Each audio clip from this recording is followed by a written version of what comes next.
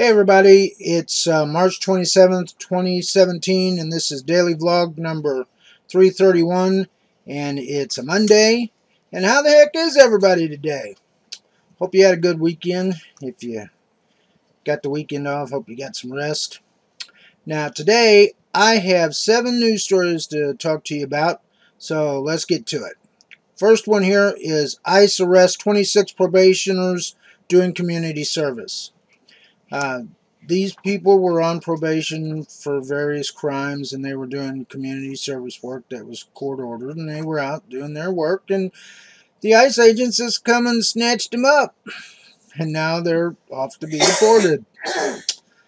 You know, I understand that there are some of the immigrants that have been convicted of felonies, and you know, I'd support that. If you're convicted of a felony and you're in here illegally, you need to go back to your country of origin, okay? But a lot of these people just committed minor offenses, maybe a traffic ticket or something like that, and they're being deported. I mean, they're here doing jobs that I don't know if anybody else want to do. And also they're paying taxes, which helps our economy, really. So they just want to push these people out, and, you know, I just don't understand that. So if you want to read about this article, it's going to be on my Google Plus page, and a link to my page will be down in the description. Next story here is NYPD cop who killed unarmed teen quits before he's fired. This officer had followed this kid into his apartment building because he was suspected of drugs, and he finally caught up to the teen. The teen was in his own bathroom in his own place, and the kid had his hands in his pockets. The officer told him to remove his hands from his pockets, and he didn't comply, so the officer shot him. Now, the officer said that he thought that he was going to die, so he shot the kid. It used to be that you had to actually see a gun before you could start firing at somebody. I mean, nowadays, all that's got to be is a report come over the radio that the suspect may have a weapon, and that's enough to kill him. I mean, it doesn't matter if your hands are up in the air, like the behavioral therapist that was shot while he was laying on the ground with his hands up in the air. Begging him not to shoot him. Begging him not to shoot him, yes. And they shot him anyway. Well, that was a mistake, though. So they say. Yes. So they say. But really, are the guy that he took his police on a 2-mile chase, he was drunk and he had his kid in the back seat, and the cops had to chase him down. Well, when they finally got him stopped, they stepped out of their car with their guns blazing, even though the man had his hands out the window. Did they shoot the kid? Yes. The kid died? Yes. Kid died. So, you know, I don't know what to do about this. Maybe they should take away the cops' guns for a couple of months and just that'd work. Have them use tasers and pepper spray, because it seems like anymore their first instinct is just to pull out their weapon and start firing. Well, what if they all had beanbags? Yeah, that'd work too. You know, and it used to be that if you killed a cop, you were just going to death row. That's really what it was. But, you know, that's not even a deterrent anymore, because even the states that have a death penalty, it's lethal injection. I mean, a death row inmate gets better care than our elderly does. And that's sad. Yeah, they just got to sit there and wonder when their time's up. Yeah. Isn't that what everybody does? Yeah. And Arkansas is going to, kill 8 people this month? April, I mean? Yeah, I think that's about it. They're planning to, but whether they get they do it or not. They can't get enough people to witness it. But see, that's a problem with capital punishment now. It's not a deterrent because, you know, they don't, nobody ever hears about it. It might be a blurb in a news article, you know, they executed somebody and then life goes on. But, you know, it used to be if you were convicted of capital murder and you were set to be executed, you got hanged in public where everybody could see you. And it could be a deterrent. I don't know. But, you know, it makes it more visible where you can see what'll happen to you if you commit a murder. What'll happen? Yeah. But anyway, that's my thoughts on the subject. What do you guys think?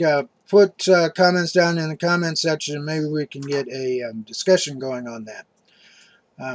Next story here is mom's Facebook page goes viral after 4-year-old suspended for shell casing. This 4-year-old kid went to his preschool in Troy, Illinois with a .22 caliber shell casing. It had been spent, it was just the brass casing. So in essence, this kid was suspended for 7 days from his preschool because he brought a piece of cylindrical metal to his school. Okay? You know, there was a time when you went to school and you actually learned something that you were actually, the people that were supposed to be teaching you were actually smarter than you were. But it seems like anymore, nobody in these schools thinks. You know, they don't have a brain. it's just zero tolerance and that's all they know. You bring something into school and you're automatically suspended. Now, he had been reprimanded before for making gun shapes out of different items as food and stuff like that. But he's a 4-year-old. What does he know? He's there to learn. You're supposed to be able to teach him these things. How is suspending him for 7 days going to teach him anything? Really? You know? That if he brings something like that to school, he'll get out of school for 7 days. That's it.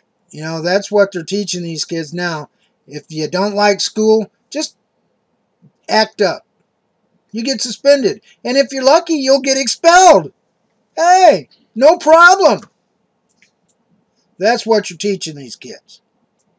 You're not teaching them any consequences because suspending them from the school is not a consequence. Yeah, it's a privilege. What?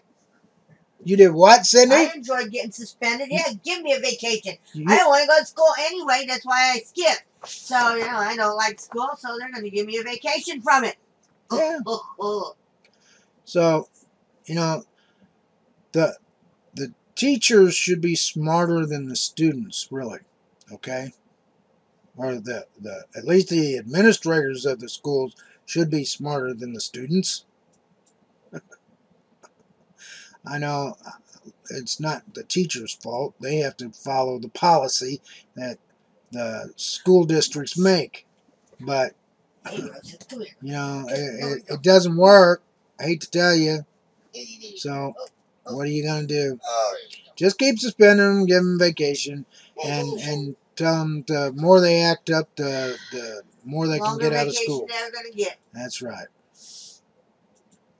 Next story here is U.S. Attorney's Office under investigation after 700 lawyers were spied on in prison. This private prison in Leavenworth, Kansas, was spying on inmate conversations with their lawyers through the telephone. And the U.S. Attorney's Office is under investigation, and the private firm that owns the prison is also under investigation, as well as the telephone system provider. You know, used to be when you met with your attorney, that was privileged conversation. I guess not anymore. See, you know how often today, honey, that you have said used to be? Yes. Used to be. It used to be. That's the way it was. And then in our next story, I love this one. Just love it. Muslim teen denied entry into U.S. despite being a citizen. This girl and her family's of Muslim descent, and they went to the Middle East to visit friends and family, and to visit with them for a while. And when they got ready to come home, her family was able to, they were going to let them on the plane, but when it came her turn to get on the plane, they stopped her. They weren't going to let her on the plane, even though she had a valid U.S. passport. What's up with that? I mean, it used to be. It used to be. You didn't have to show your papers when you wanted to travel. You could go just about anywhere and be safe, knowing that you could go from point A to point B without having to go through an interrogation, a strip search, a document check. Not anymore. You're stuck. Well, the parents didn't get on the plane. They're going to try again Wednesday to try and come home. This girl was born in Knoxville, Tennessee, a U.S. citizen, and she can't get on a plane with her U.S. passport. That is messed up. All right. You know what? I want my America back. Really. I want my America back. President Donald Trump. All these stories that I talked about here right now, how does this make America great again? Explain that to me. Have I missed something? Really? I want you to tell me how all this makes America great again. To me, it's made America weak and made the American people afraid to even leave their own homes. So, please, if you got an explanation for this, I'd love to hear it. All right, the next story here, off of all this doom and gloom. Uber resumes self-driving program 3 days after Arizona crash. One of the self-driving Uber cars got into an accident when a car that had a driver failed to yield to the driverless car, and they collided, and the driverless car ended up on its side. Now, there were two people in the car, a safety driver and an engineer. There was no passenger in the car at the time. Neither the engineer or the safety driver were seriously injured, so that's a good thing. But now they've been able to resume the program after an investigation into the accident. So maybe they'll get the kinks worked out. That was the similar thing that happened to the Google car. The Google car thought the bus was going to let it merge into traffic, but the bus didn't, and the Google car ran into the side of the bus. So they need to work on the algorithm for merging into traffic so that the autonomous car knows who has the right of way. But in this case, I believe the Uber car did have the right of way, and the driver failed to yield to the Uber. So yeah, that happens. It's just got to work out the kinks. This is still an experimental program, and that's why they have the engineer and the safety driver right now. So hopefully they'll get that worked out. And then the last story here. This is kind of on the lighter side after all this bad news I gave you today. A 90-year-old woman celebrates 44 years working at McDonald's. This woman, she started working at McDonald's in 1973 when her husband retired, And she told him that they were too young to just sit around the house. So she went out and started looking for a job. And she got hired at McDonald's. She didn't intend to stay working at McDonald's. But, you know, years went by and she just stayed around. And the people that come in, they know her and they love her. And it's pretty nice that you can put that time in and be loved by a lot of different people. So, congratulations to her on her 44 years of working and her long life. All right, everybody. That's all I have for today. And again, if you have any comments about any of the stories that I've talked about today, put them down in the comment section and I'll read those and maybe we can get something going. And if you like my video today, please give me a thumbs up. And please subscribe to my channel if you haven't already. And tell your friends and family about my channel and my videos. And also check out my social media links, G+, Facebook, and Twitter. They'll be down in the description as well. And also, please check out my website, the Chuck Baker homepage at chuckbaker.org. The link's also down in the description. Org, yes. Not organ. Org. Not Borg, but org. Org. Yes. Until tomorrow, everybody. Take care. Bye. Bye-bye.